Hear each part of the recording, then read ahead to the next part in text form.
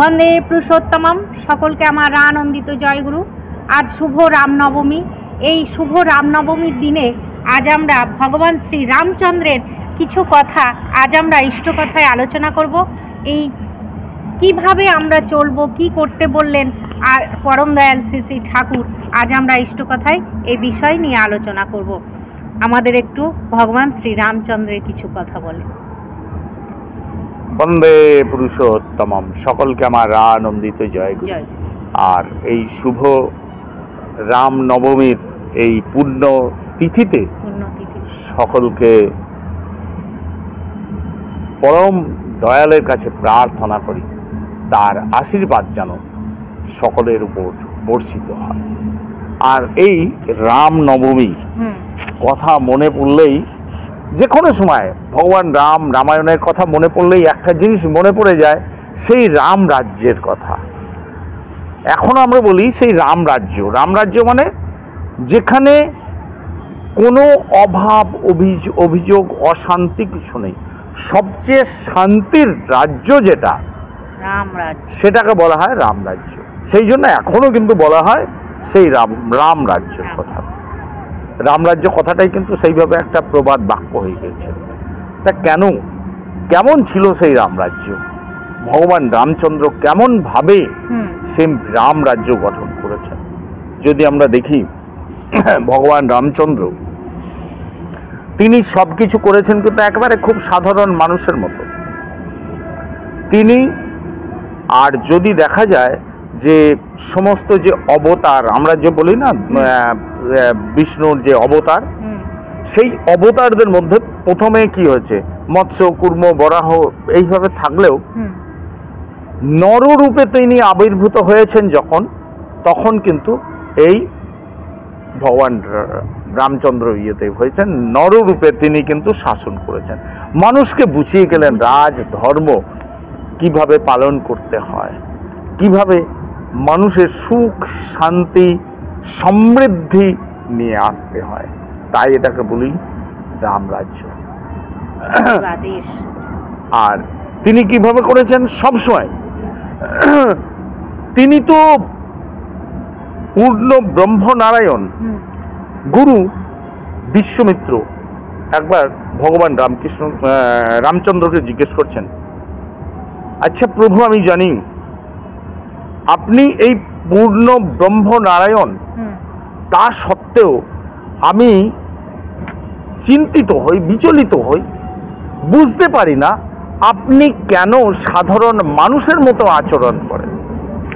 তা ভগবান শ্রী রামচন্দ্র বলছেন, দেখুন গুরুদেব, নররূপে যখন জন্মগ্রহণ করেছি তখন এই মানব দেহ যখন ধরেছি তা সাধারণ মানুষের মতোই তো আমায় আচরণ করতে হবে।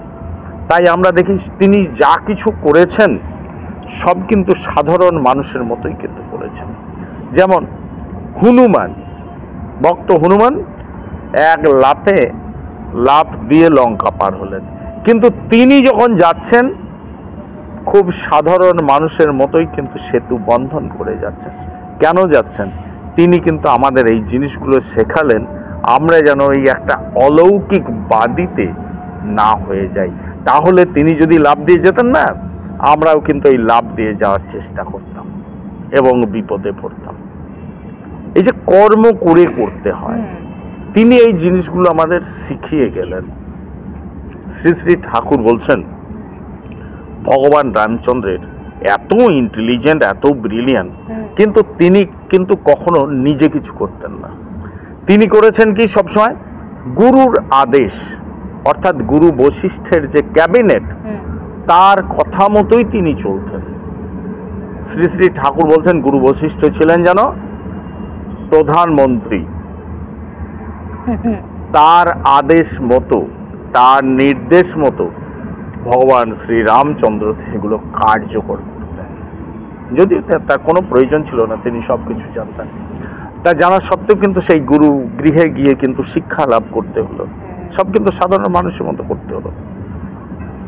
আর যদি দেখা যায় যে, আর তিনি বলছেন সবচেয়ে বড় জিনিস হচ্ছে রামচন্দ্রের যে এই আমরা এত রাম রাজ্য বলি, এই রাম রাজ্য কি করে গঠিত হলো? এর আগেও মহাপুরুষরা এসছেন। আমরা বলি ভগবান যীশু খ্রিস্ট, হযরত বুদ্ধ, এত নানা অবতার থাকা সত্ত্বেও আমরা রাম রাজ্যের কথা বলি কেন?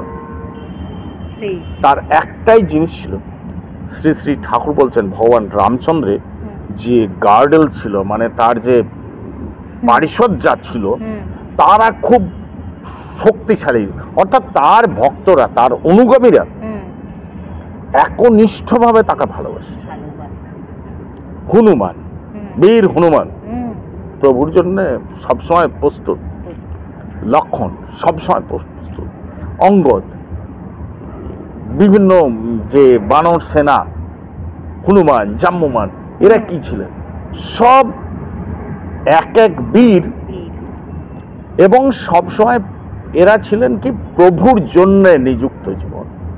তার ফলেই কিন্তু এই রাম রাজ্য গঠন হয়েছে। কিন্তু সেই তুলনায় যদি দেখা যায়, করেছেন তো সব ভক্তরা, তিনি দেখিয়েছেন, তিনি আসেন কি ধর্ম স্থাপন করার জন্য।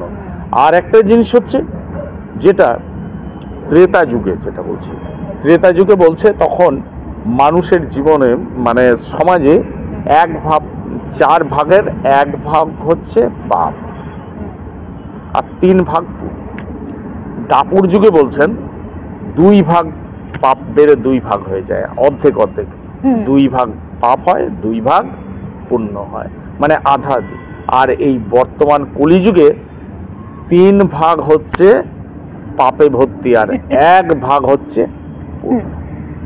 আর এই পাপ পুণ্য মানে কি?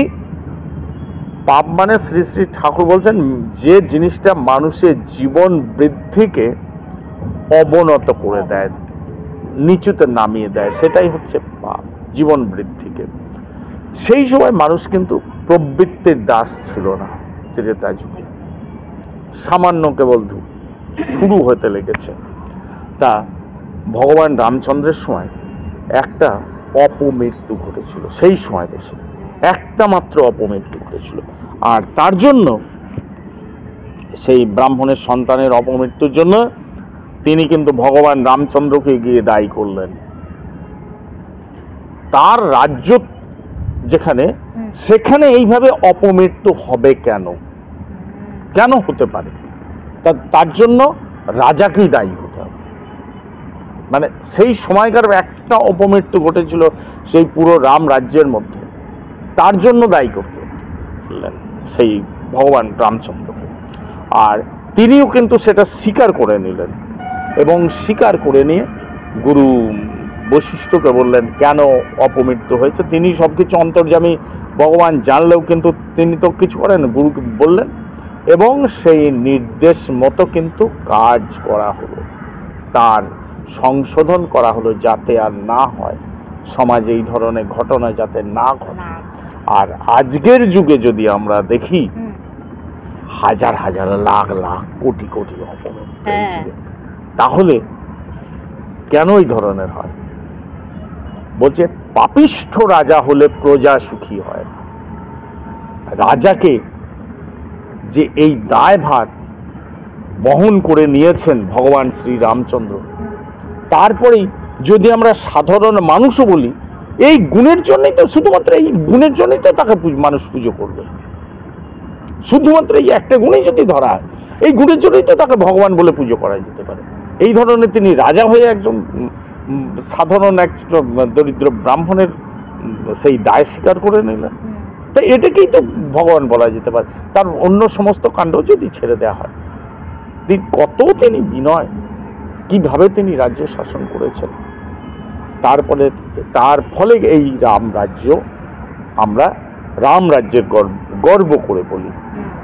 আর আজকের যুগে শ্রী শ্রী ঠাকুর যা দিয়ে গেলেন, আমাদের যে কর্তব্য সেটা হচ্ছে পুরুষোত্তম ভগবান তিনি যখন আসেন, তার আদেশ পালন করা, তার আদেশ নির্দেশ যা থাকে সেগুলোকে বাস্তবে কার্যকরী করা, যেটা ভগবান শ্রী রামচন্দ্রের যে পার্শ্বদ যারা ছিলেন, তার অনুগামী যারা ছিলেন, তারা সর্বতোভাবে জীবন দিয়ে সাহায্য করেছেন, তাই রামরাজ্য প্রতিষ্ঠিত হয়েছে। কিন্তু ভগবান শ্রীকৃষ্ণের সময় তিনি তো লীলা পুরুষোত্তম, ভক্তরা কিন্তু এইভাবে তাকে সাহায্য করেনি তার সেই বাণীটা, তিনি ধর্ম স্থাপনে নিয়ে। তাই কিন্তু আমরা সেই কৃষ্ণ রাজ্যে কিন্তু সেই শান্তি রামরাজ্যের মতো পাই না, বা পরবর্তীকালে কোনো জায়গায় পাই না। মূল জিনিস হচ্ছে কিন্তু একটা কথা বলে না, ভক্ত আর ভগবান, ভগবানের প্রকাশ কিন্তু ভক্তের মাধ্যমে। আমি বলছি না যে মানে ভগবান শ্রী রামচন্দ্র একমাত্র সেই পুরুষোত্তম যে তিনি সবকিছু করেছেন, তিনি একই, যে আমরা যে অবতার বলছি না, সেই মৎস্য কুর্ম রাম বরাহ কল্কি সমস্ত অবতার সেই একই, তিনি একই ক্ষমতা, তিনি একই বিয়েতে আসেন। কিন্তু আসল জিনিস নির্ভর করে ভক্তদের উপর, ভক্তরা কেমন হবে, ভক্তরা কিভাবে নেবে সেই জিনিসটাকে, তার উপরই নির্ভর করে মানুষের কি কল্যাণ হবে। আসল কথা রামরাজ্য মানুষ মানে তো সেই মানুষের কল্যাণ, মানুষের কল্যাণ তার ভগবান করে দেননি, ভগবান তার নির্দেশ দিয়েছেন, বিধান দিয়েছেন, মানুষ সেগুলো পালন করেছে। তাই আমরাও যদি এই পুরুষোত্তম ভগবান শ্রী শ্রী ঠাকুর বিধান পালন করে চলি, তাহলে কিন্তু এই সমস্ত আবার সেই রামরাজ্য প্রতিষ্ঠিত করা সম্ভব হবে। শ্রী শ্রী ঠাকুর আশ্রমে কোনো এক কর্মী মারা গেলে খুব কাঁদছেন,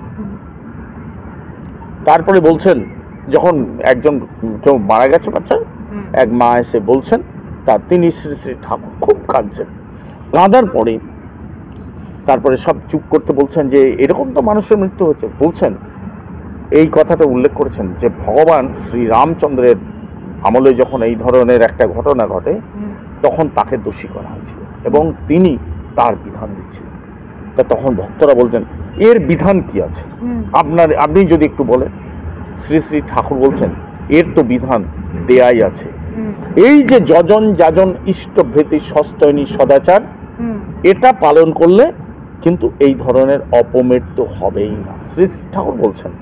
আর এই ধরনের যারা পালন করেন যজন যাজন ইষ্টভৃতি, তারা কিন্তু এই সব বিপদ মুক্ত হয়ে যান। শ্রী শ্রী ঠাকুর বলছেন, যজন যাজন ইষ্টভৃতি করলে কাটে মহাভীতি, সস্তয়নী মুক্তি আনে রাষ্ট্রসহ প্রতিজনে।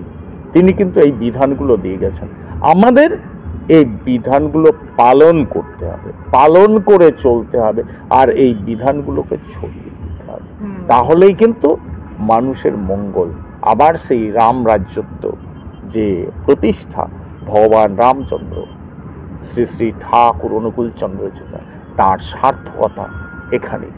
আর এর জন্য পুরোপুরি নির্ভর করছে আমাদের, আমরা কতটা তাকে ভালোবেসে এগিয়ে যেতে পারবো। ঠিক আছে, খুব সুন্দর।